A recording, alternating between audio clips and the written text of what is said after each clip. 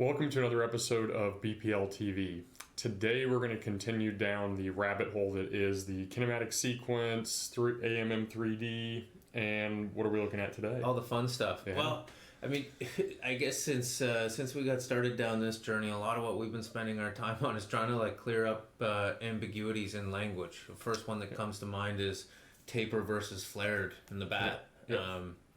But one of the things I've heard Micah talk about all the time is this, load. Yeah. What are we loading? How are we loading? When is it loading? When are certain things rotating and certain things swaying? So, Micah, what the heck did we design out here? Yeah, so we basically have two different graphs, and what we're looking at is purely pelvis right here, all pelvis. So what's this top one right here? Yep. So the top one is going to be the rotational velocity of the pelvis. Right. So that's going to tell me not how much is it, not that it's like 5 degrees rotated away from the pitcher, but it's going to tell me how fast it's rotating away from or towards the pitcher. Right. All right, cool. Then what do we got down here? And then down here is just the pelvis speed to and from, or from catcher to pitcher. So like sway. Sway. Right. So exactly. Nothing to do with the rotation, just what way is it moving. So let's right there. Good. So when right here we see it's moving, 0.8 meters per second away from the pitcher. Yeah, so this will be the furthest this hitter gets into their negative move. With the pelvis. With the pelvis, yes. And what the heck is going on up here? So basically what we're seeing is a pretty constant rotation away from the pitcher. Okay, so right now both things we're having a lateral load, linear load back away from the pitcher, and simultaneously rotating the pelvis away from the pitcher. Right. Got it. And when we see that much of that pelvis speed to and from the catcher like that, that's where we'd probably want to go check for too much sway, maybe. Okay. Yep. All right. Now let's get to this next kind of major point right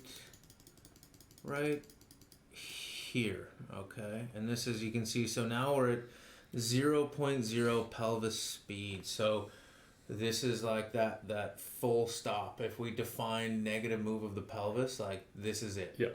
Okay. And what's happening up here in rotation? We're still rotating away.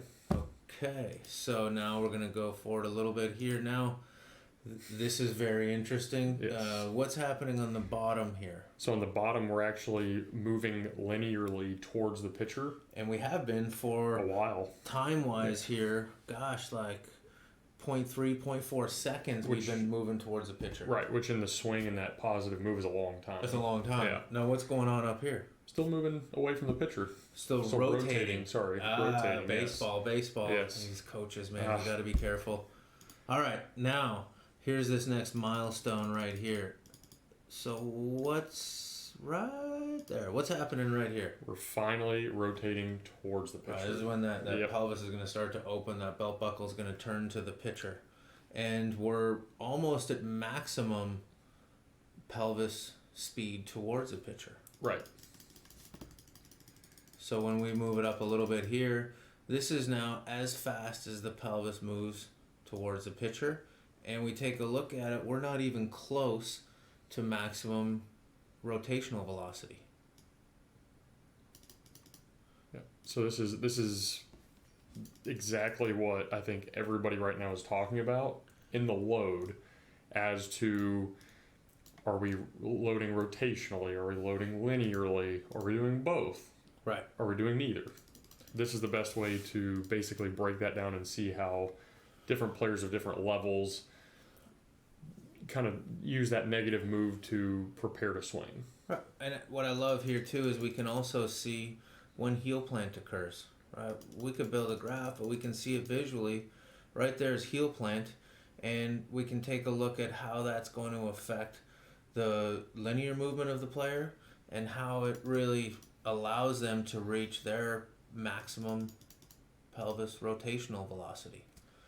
So if you were looking at this then, and we're looking at pelvis speed to and away, how would this look for you if you had a player that did the best job of not drifting towards the pitcher?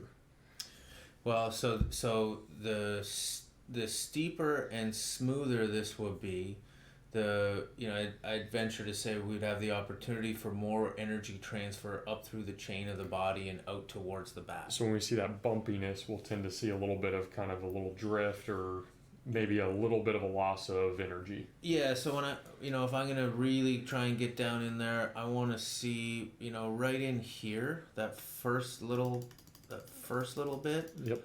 I'm curious to see what is the technique for the heel plant. Are we in E version, keeping pressure on the inside of the foot for maximum stability? Or is the ankle breaking free and that's why we can't stably decelerate linearly? When I look at the rotational properties here, and I could easily layer in the thorax rotational velocity here. So let's get that in. And I'm not as concerned about stability of the core. And the reason for that is when I get right in and I look at how that upper body rotates, I see very smooth movement of the pelvis. So it really does give us a chance to identify, do we have a linear instability or do we have a rotary instability? So in here I'd be diving into foot plant technique and looking at the ankle and the foot.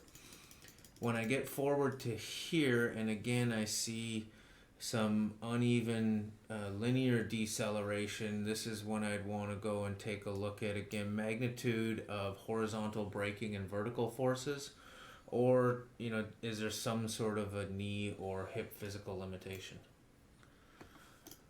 So for me, this seems pretty instrumental to a coach and their philosophy. Well, because when we're talking about how much we're rotating, how much we're moving linear, what we're doing, what time we're doing, the timing in which we're doing it, sure. I think that's pretty important. Well, only if you want to not guess, which we're kind of big on. Right. So, why guess when you can measure? And hopefully this gives you an idea about how you can start to use the technology you have at your disposal to better assess the cause and effect relationship of what you see with your coach's eye. Yep.